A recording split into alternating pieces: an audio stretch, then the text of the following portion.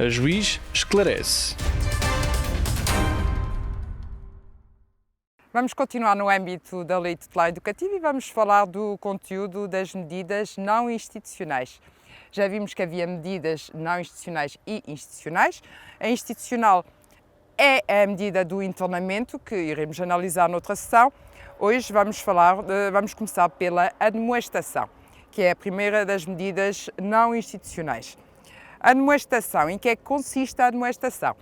É uma exortação que é feita ao jovem no sentido de perceber a gravidade, a ilicitude dos comportamentos que são desenvolvidos, que foram desenvolvidos, e a necessidade de adequar o seu comportamento àquilo que é esperado em termos comunitários. Portanto, alertá-lo, exortá-lo a manter um comportamento digno e responsável no âmbito comunitário.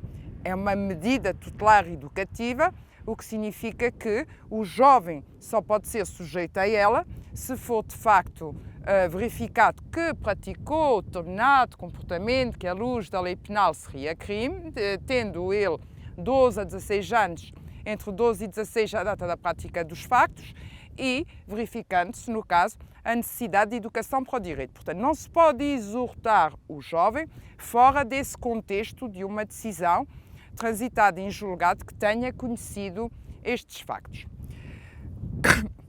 Esta exortação é levada a cabo, como disse, depois do trânsito em julgado da decisão que a aplicou. Também temos, no âmbito destas medidas não institucionais, a proibição de conduzir ciclomotores ou de obter permissão para conduzi-los. É uma medida que pode ter uma duração mínima de 1 mês e máxima de 1 ano. Portanto, quando o comportamento do jovem se relacione com a circulação rodoviária, quando os fatos praticados tenham posto, de certa forma, em causa a segurança rodoviária, fará sentido, portanto, aplicar essa medida, ponderar em que termos é que essa medida surtirá o efeito pretendido com a necessidade de educação para o direito. Outra medida que pode ser aplicada, uma medida tutelar educativa, portanto, como já disse, depois de transitada em julgado a decisão que a aplica e depois dessa decisão em que foram verificados os factos, os factos relativos também à necessidade de educação para o direito, uma das medidas é a reparação do ofendido. E essa reparação pode assumir diversas modalidades. Pode ser um pedido de desculpa dirigido ao ofendido, em que o jovem exprime, portanto, o seu pesar pela prática dos fatos que praticou, o seu arrependimento. Pode ser uma prestação de tarefas a favor do ofendido para a reparação do dano, portanto, que provocou. Isso fará sentido, por exemplo, quando o jovem destruiu o património alheio.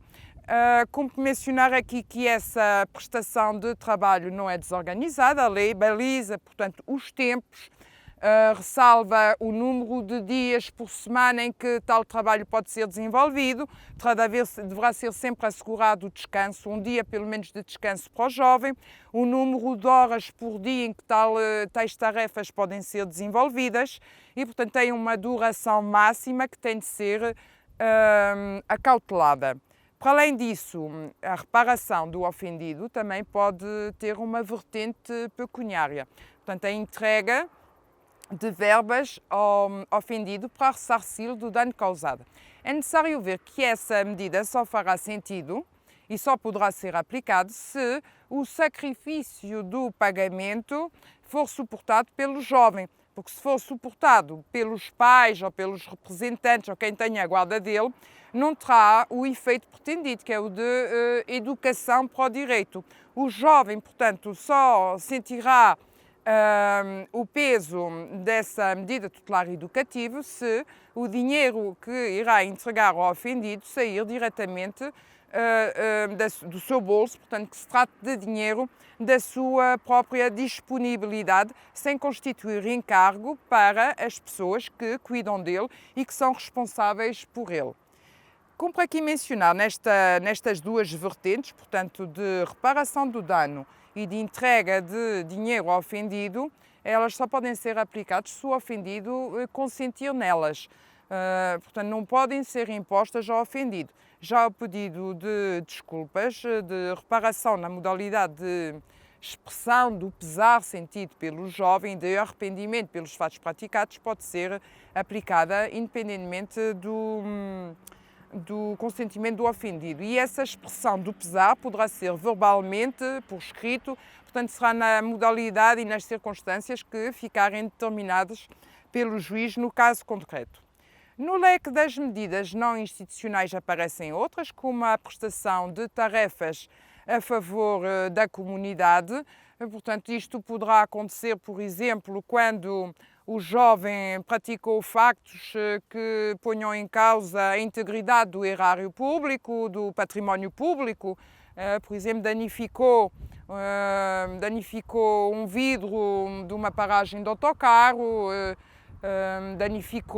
partiu o vidro de uma casa da junta, enfim, factos relacionados com a coletividade causem danosos, poderá ser aplicada essa medida ou noutras circunstâncias que o juiz entenda que justifica a aplicação dessa medida, de forma a fazer sentir ao jovem a necessidade de adequar o seu comportamento pelo respeito do património alheio, em termos coletivos, portanto, do património que é de todos. Poderá acontecer, por exemplo, se o jovem se lembrar de deitar fogo a um terreno baldio, portanto, poderá ser, embora essa medida possa não ser a suficiente, mas quer dizer, poderá ser, vamos imaginar que o terreno baldio não acabou por não arder nada, mas para lhe fazer sentir ao pouco a gravidade desse seu gesto, poderá ser aplicada, portanto, esta medida de prestação de tarefa a favor da comunidade. Para além disso, poderá haver prestação de também prestações pecuniárias, poderão ser impostas obrigações e regras de conduta ao jovem. As regras de conduta poderão consistir, portanto, visarão também a mesma finalidade, educação para o direito, poderá ser proibição de frequentar determinados locais, determinadas pessoas que são consideradas nocivas ao seu desenvolvimento. Portanto, uma série de regras de conduta orientadas para aquilo que se pretende com o processo, que é fazer perceber que determinadas condutas são nocivas, quer para o jovem, quer para terceiros, quer para a comunidade em geral, e levá-lo, através dessa proibição, dessa imposição de regras de conduta, levá-lo, portanto, a adotar o comportamento que se espera de uma pessoa respeitadora dos bens da comunidade. Poderá também haver imposição de obrigações, poderá ser de frequência de cursos, de frequência, imposição de tratamentos, sendo certo que aí deverá ser sempre tentado colher, portanto, deverá tentar colher-se o consentimento do jovem, sendo certo que a partir dos 16 anos ele tem de dar o consentimento nesse âmbito.